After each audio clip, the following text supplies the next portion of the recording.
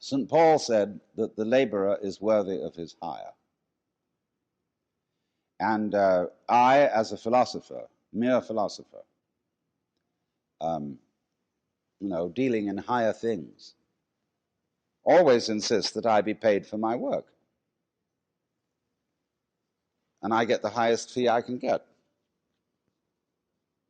And people say, well, you're just out for money. I say, that's none of your business. Because I give most of it away. My own needs being extremely simple.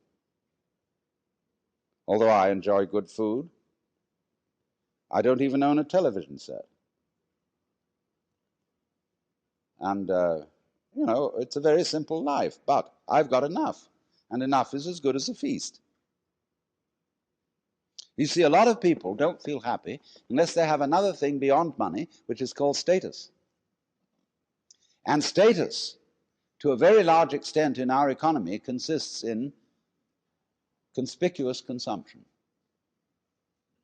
In having this thing and that thing and the other thing, in having a swimming pool, a Ferrari, a certain kind of clothes, and a certain kind of house with an enormous round-style picture window, and so on and so on and so on.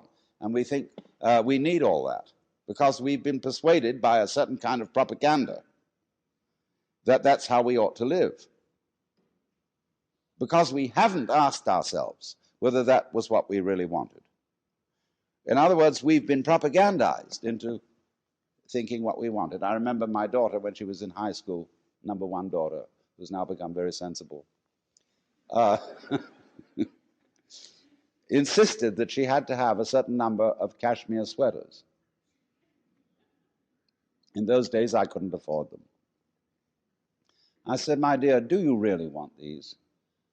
Or is it just that you've been reading ads in the magazine or listening to the other children? Because you see, schools are places where you send your child to be brought up by other children. And therefore, they get a kind of lowest common denominator of culture. So they all think they got to have this, they got to have that. And they don't really want it. If they sat back and considered, do I need all that? Is this trip really necessary? They would come to the conclusion that it wasn't. And that would be very important because they would save energy. You all know, of course, that we are nearing an energy crisis, that there is not enough physical energy going to be available for all the things we think we're supposed to do, to go rushing around and so on. So we need to take towards commerce a more relaxed attitude.